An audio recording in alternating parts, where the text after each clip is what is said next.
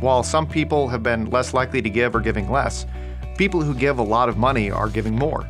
And so what my research has found is that over time, the people who make very large gifts are giving more, and beyond that, giving a greater percentage of all the giving that is going on.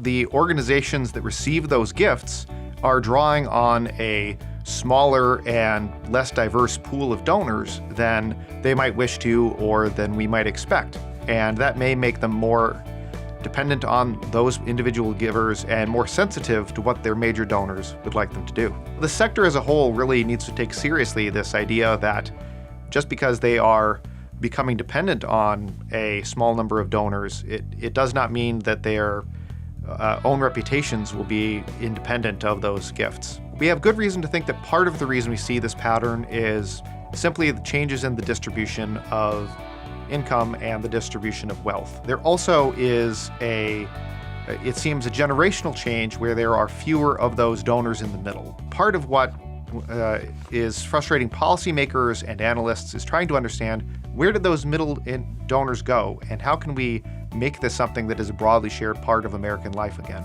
There are some thoughtful approaches that policymakers and analysts are suggesting to try to change it. A big part of that is changes in the tax treatment for charitable contributions. If we could broaden that access to that type of tax treatment, then that might get people off the bench and convince them to make a small gift today, which could turn into a habit of giving tomorrow.